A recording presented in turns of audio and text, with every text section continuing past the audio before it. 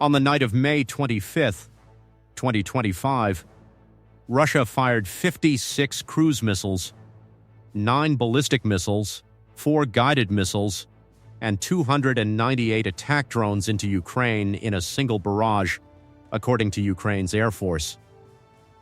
2 of those weapon types do almost the same job: fly toward a target and try to destroy it. One of them, a K-101 cruise missile, is priced by Western and Ukrainian analysts at somewhere around $13 million. The other, a Shahed-136 attack drone, built in Russia under the name Garand-2, is priced by those same analysts at roughly $25,000. Divide one by the other. That single missile costs more than 500 of the drones flying beside it. Nobody made that choice by accident, and it gets made again night after night. The question is why a sanctioned country running short on precision weapons keeps making it. Most coverage of the war flattens those two words together, missile and drone, and the flattening hides the whole story. They are very different machines. A cruise missile like the Ka-101 is a small jet-powered aircraft with no pilot and one flight left in it. It carries its own turbofan engine and folds its wings inside a launch canister. Once released, it flies a low-terrain hugging path toward a fixed point, using satellite navigation corrected against a stored map of the ground beneath it. It can carry a payload in the range of 400 kilograms, and the airframe is built to survive being shot at, fast, low, and along a route drawn to avoid known radar coverage. Russia's Air Force has been building this exact type of weapon in one generation or another since the late Soviet period.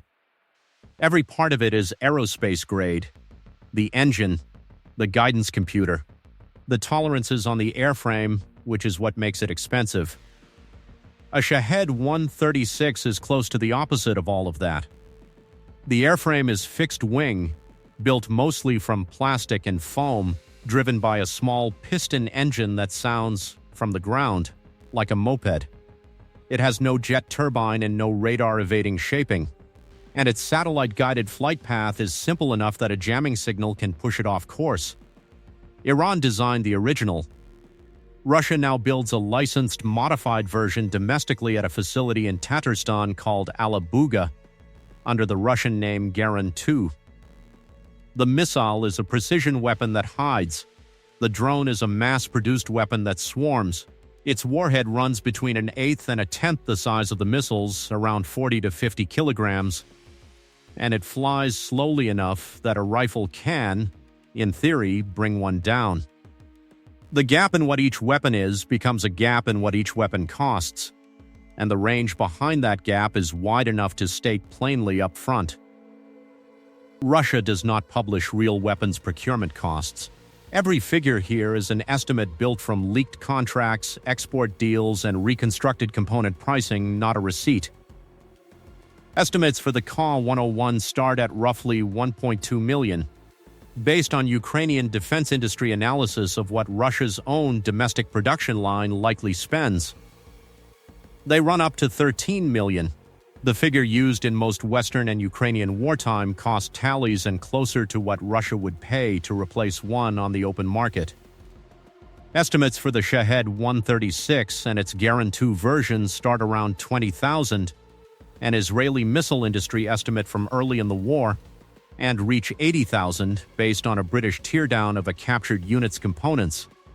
Pair those at the extremes and the ratio runs anywhere from 15 to 1 up to 650 to 1. The 500 to 1 figure in the title sits toward the high end of that spread, not the low end. It comes from matching like with like. The wartime replacement estimate for the missile, roughly $13 million, against the wartime replacement estimate for the drone, roughly $25,000. Both were reconstructed the same way, in the same period of the war. Treated as an estimate with a real range behind it, rather than a fixed price. Even the most conservative pairing available, the cheapest missile estimate against the most expensive drone estimate, still leaves the missile costing 15 times more. So why does a country fighting a war of production keep spending hundreds of times more on one weapon than it has to? And if 9 or 10 out of every 10 of the cheap ones never reach a target, why build 400 of them a day? The answer starts with what each weapon is for. Russia is not choosing between a missile and a drone to do the same job cheaper. It sends both at once, because they attack two different things: the target and the air defense system standing in front of it. The drone's real function is rarely what its name implies. A Shahed 136 is slow, loud, and easy to detect on radar the moment it crosses the border. Ukraine's Air Force reports intercepting more than 90% of them on a typical night. Sending 298 of them into one barrage should therefore look like waste. It is not. Every Shahed that Ukraine's air defense tracks, classifies, and fires an interceptor at has already done its job, whether it lands or not. A single Patriot PAC-3 interceptor, the missile the United States builds to bring down the most dangerous threats in Ukrainian skies, is priced in the Pentagon's own 2026 budget request at somewhere close to $4 million. A NASAMS interceptor, smaller and more common, is estimated by defense analysts at a little over $1 million. Firing either of those at a drone that cost an estimated $25,000 to build is a bad trade for Ukraine. Every time one of the expensive interceptors is the thing that fires, Ukraine wins the encounter and loses money doing it. Most Shaheds are not aimed at destroying a specific building. They are aimed at making every night of defending Ukrainian skies cost more than the night before, against a stockpile of interceptors that NATO countries cannot manufacture nearly as fast as Russia can build drones. That is where the missile comes back in. Alabuga, the Tatarstan plant building Garan 2 drones, was producing an estimated 170 units a day by the spring of 2025. Ukraine's top general, Oleksandr Syrsky, told reporters in January 2026 that daily output across the whole Shahed and Garan drone family, not Garan 2 alone, had climbed to roughly 404, against a stated Russian target of 1,000 a day. At 404 a day, the pace runs north of 12,000 drones a month, more than double the roughly 5,000 a month implied by the narrower spring 2025 rate. At that scale, no individual drone needs to be capable enough to guarantee it gets through. Ukraine is watching for them, and getting better at shooting them down cheaply with mobile gun teams and short-range systems built specifically to counter them. So Russia mixes in the missiles precisely because they are expensive. A Kh-101 flies faster and lower than a Shahed and is harder to intercept, which means it needs fewer of Ukraine's most capable and most limited interceptors to stop it. Sometimes it is not stopped at all. Inside a single barrage, the drones drain the cheap, plentiful interceptors and force Ukrainian air defense radar operators to sort real threats from decoys in real time. The missiles are the payload built to survive that sorting and hit something that matters: a power substation, an airfield, a rail junction. Most strike count coverage leaves out the part that explains everything else. The 500-to-1 cost gap is Russia's targeting logic, not a flaw in it. A military that can build drones almost as fast as it can fuel them treats the cheap weapon as ammunition, spent to exhaust the enemy's attention and interceptor stock. The expensive weapon is the one that has to land. A boxer treats the jab the same way. It is cheap to throw and rarely ends anything on its own. And that is not what it is for. It keeps the opponent's guard up and moving so the right hand, the punch that decides the fight, has an opening when it finally arrives. Ukraine runs a mirror version of the same math from the other side. Ukrainian manufacturers put basic FPV drones, small first-person view attack drones flown by an operator wearing video goggles, as low as $400 per unit, and Ukraine's own industry produced more than 4 million of them in 2025. Deputy Defense Minister Serhiy Boev has stated a 2026 production target of 7 million. Separately, Ukrainian defense industry sources have claimed the country's factories are capable of building up to 10 million a year if fully funded, a capacity claim rather than a confirmed target. Even fully equipped with thermal cameras or fiber optic control lines that resist jamming, those drones rarely cost more than a few thousand. Ukraine cannot outproduce Russia's cruise missile inventory, built over decades of aerospace investment Ukraine does not have.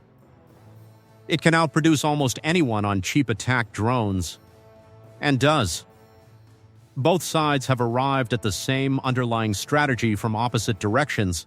When a country cannot win the expensive weapon race, it turns the war into a numbers game the other side has to keep paying to survive. The arithmetic leaves something out, and it should be said plainly before going further. The targets underneath these numbers are power stations, water plants, and apartment blocks in cities where people live. The cost of a barrage is not measured only in dollars on either side. The barrage from the cold open, 56 cruise missiles, 9 ballistic missiles, 4 guided missiles, and 298 drones on May 25, 2025, is one of several the Ukrainian Air Force has logged in similar shape. On July 9, 2025, Ukrainian officials reported a combined drone and missile wave they described as a record for the war at the time, close to 750 total munitions in one night. On December 27, 2025, roughly 500 drones and 40 missiles, including at least one Kinzhal hypersonic missile, hit Kyiv in a single strike. These are Ukrainian government figures reported through the Air Force and relayed by Ukrainian and Western press. They have not been independently verified against Russian launch logs, so they are best treated as the defender's count of what crossed into its airspace, which is the only count that exists. Most coverage of this war reports the headline strike count and moves on. If the production math underneath it is the kind of thing worth 20 minutes, subscribing keeps the next one coming. The Center for Strategic and International Studies, an American defense think tank, ran this math from a different angle in a study published in February 2025, using loss data through the end of 2024. Instead of a sticker price, it asked what each weapon costs per target it actually destroys. Price in every drone shot down on the way, and a Shahed 136 costs Russia roughly $350,000 for every target it successfully hits, on those 2024 loss rates, which have likely moved since. There is a second number hidden inside that one, and it is the strongest independent check available in this whole comparison. If a Shahed costs an estimated $350,000 per successful hit, and a single drone costs an estimated $25,000 to build, then Russia is launching roughly 14 of them for every one that lands. That implies a failure rate close to 93%. Ukraine's Air Force, working from entirely different data and with an obvious interest in the number looking good, claims it intercepts more than 90% of them. An American think tank reasoning backward from cost, and a Ukrainian Air Defense Command counting radar tracks land on nearly the same figure by two unrelated routes. That agreement carries more weight than either claim standing alone. A larger cruise missile in the Kh-22 family, an older and cheaper Soviet-era weapon than the Kh-101 priced earlier, costs closer to $1 million per successful hit by the same per-target accounting. The switch of missile matters and should be named. CSIS priced the Kh-22 there, not the Kh-101. So this per-hit comparison is not the same pair as the headline ratio. What carries across is the principle, not the number. Each weapon's per-hit cost runs higher than that same weapon's own sticker price, because it includes every unit that failed to get through. Once failure rates are priced in, the gap between a missile and a drone narrows.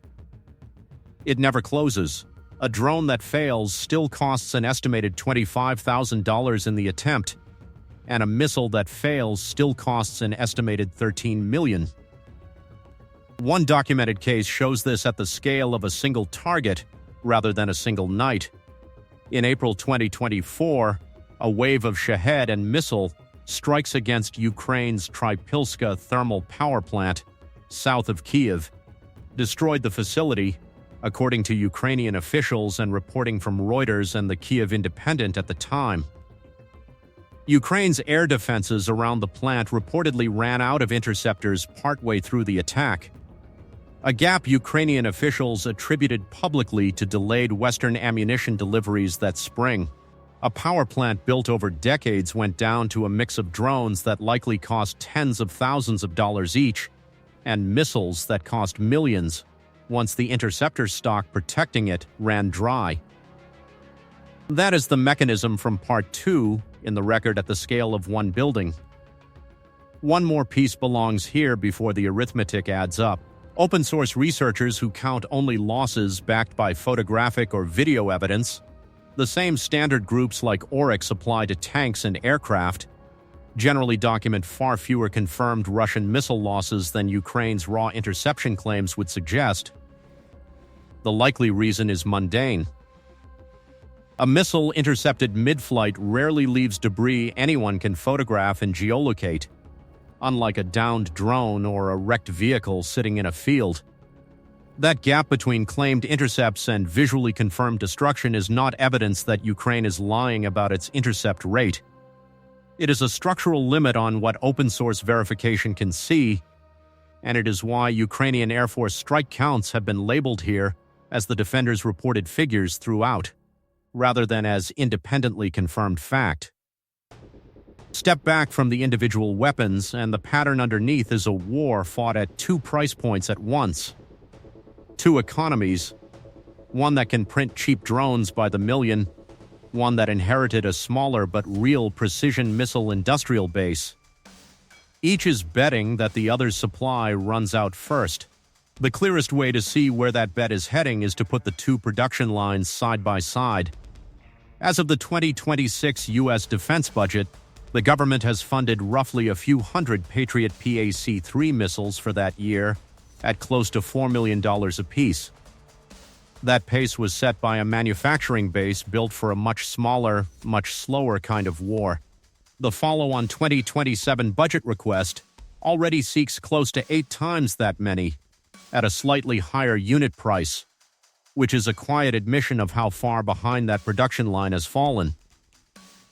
Alabuga's stated target of 1,000 Garin family drones a day works out to roughly 30,000 a month, if Russia ever reaches it, on a unit that costs a few thousandths of one interceptor's price to build. Those two numbers were never going to sit on the same curve. The side that manufactures the cheap attritable weapon can, in principle, always outrun the side that manufactures the expensive precise one, provided the cheap side is willing to accept that most of what it builds will fail. That is the bet Russia makes with every barrage like the one this episode opened on, and the bet has a visible weakness. It works only while the thing running short is Ukraine's supply of interceptors rather than Ukraine's supply of patience. Two things could end that. Western production of interceptors could catch up, or Ukraine could build enough cheap short-range countermeasures of its own to stop needing a Patriot missile for every Shahed.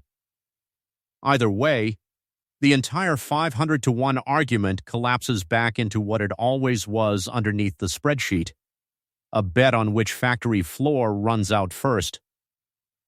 The front line gets most of the coverage. The production line underneath it is where this gets decided. One drone estimated at $25,000 and one missile estimated at $13 million at a time. The question worth asking next is what happens to that math once one side's factory floor starts outrunning the other's ability to restock. That is a very different kind of story than the one about who fired what last night.